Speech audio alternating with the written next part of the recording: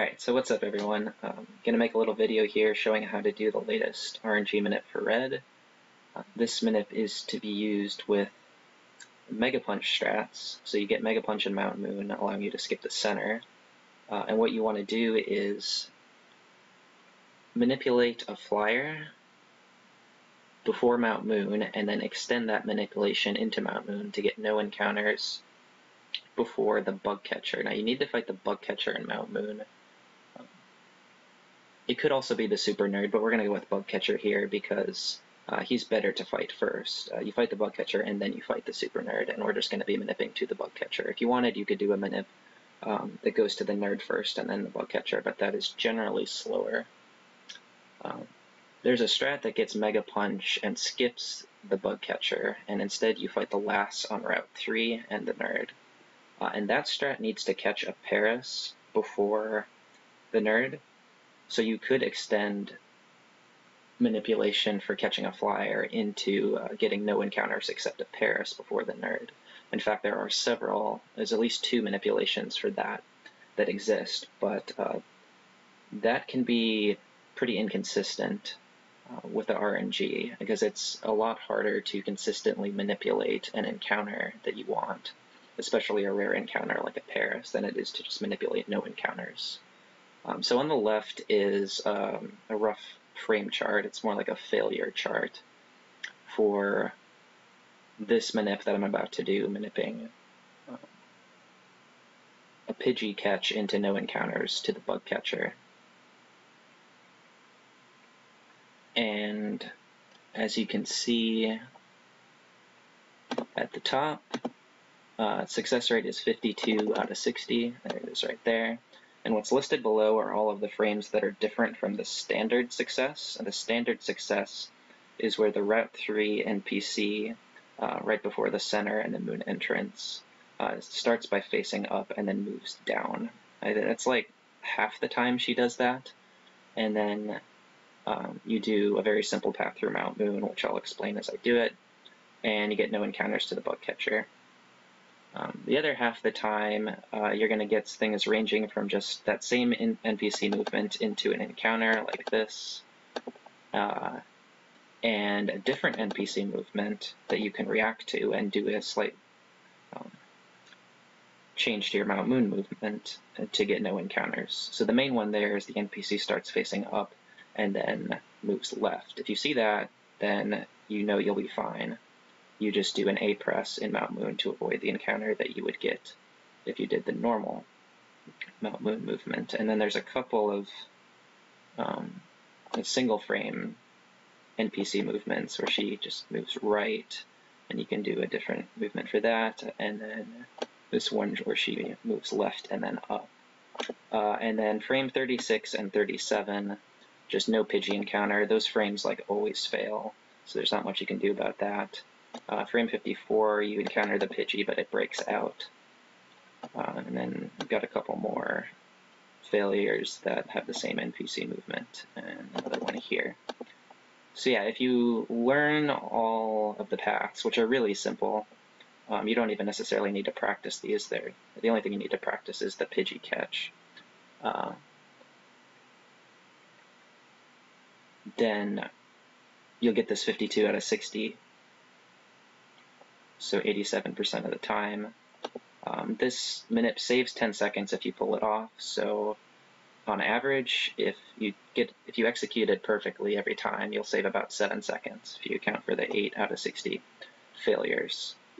So let's just load up the emulator and show these paths. I'll also link in the info section this paste bin that I have open here with the frame chart, and then a more detailed description of the path, because I don't have inputs displayed on screen.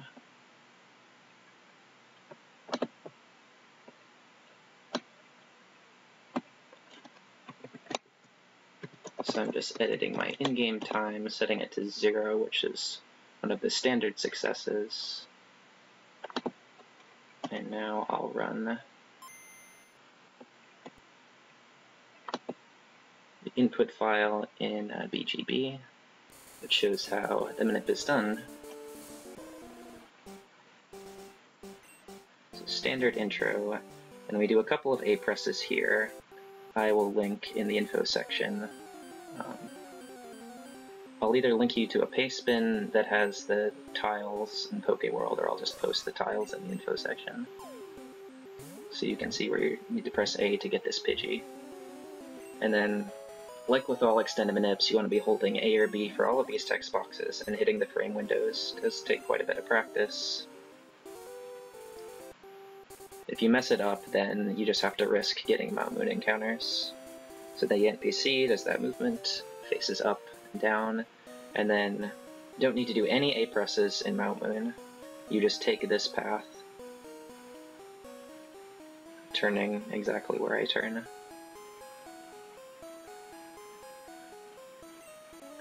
And no encounters.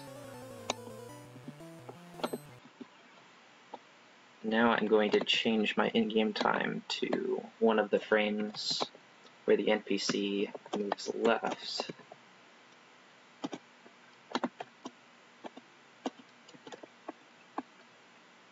And now I'll play that. I'm just going to speed up here because the intro is the same, the Pidgey is the same,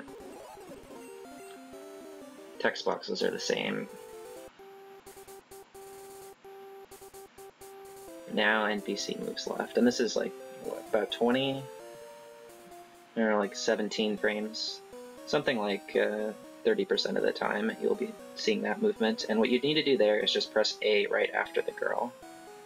If you don't press A on the tile after the girl in Mount Moon, then you get a level 7 Zubat right after her. So that might not have been super clear because I explained it late, but again, it'll be in the info section, a link to where you need to press A. I don't have a video up for the last two because they're just single frame results, but again, I'll have that in the info section. So for frame 29, where the NPC outside of Mount Moon moves right immediately, then you just turn right before the entrance. So you're heading right and then up into Mount Moon, just press A right there. And then you do that A press again after the girl in Mount Moon.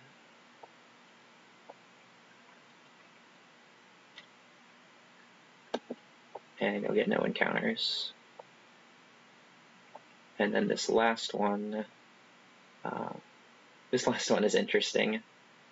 You again do the A press after the girl in Mount Moon, and then you do another A press when you turn right after going down like 15 tiles.